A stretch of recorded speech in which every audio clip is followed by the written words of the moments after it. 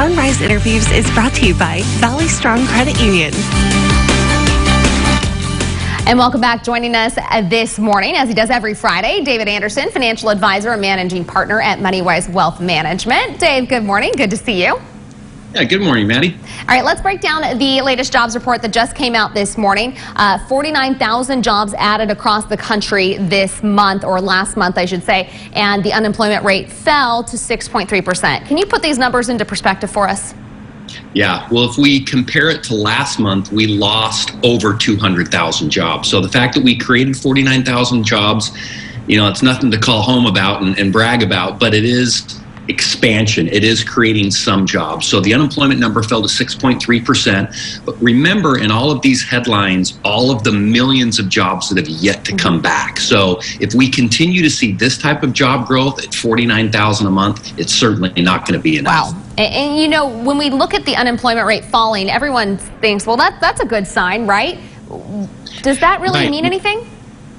Yeah, it's not always a good thing, because in some cases the reason why the unemployment number falls is people no longer are claiming unemployment. They've fallen off the list. They've been on it so long that now they're considered underemployed. They're not going to go in and even claim unemployment. So it doesn't mean that there's a whole bunch of people working. It could mean people are just falling off the registers, essentially. Right. So clearly there is a lot of work to be done on our economy.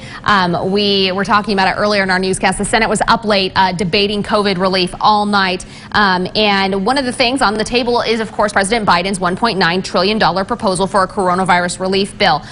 Senate Democrats are right now trying to push forward without Republicans.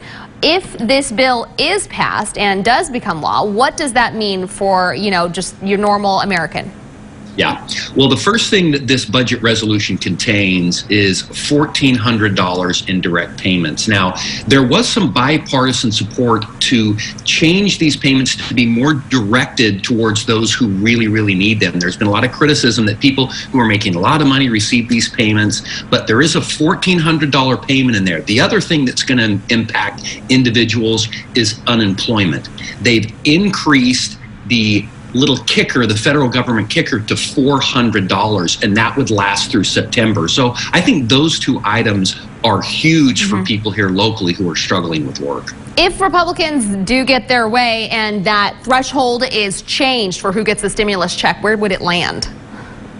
We're not quite sure. You know, we do know that in the past, the limits were up to $99,000 for an individual, and then you combine that, you double that for a married couple where you get some. So I'm guessing it would probably cap off at about $75,000 of income.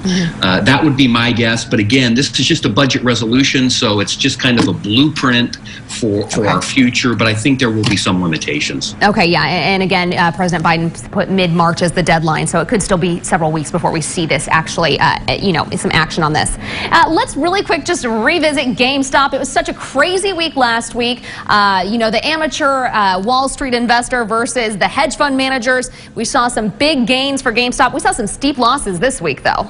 What's going on? Yeah, absolutely. Yeah, it's things kind of came back down to earth. And I think a big reason for that was GameStop's limiting of purchasing. I'm sorry, Robinhood's limiting of purchasing GameStop.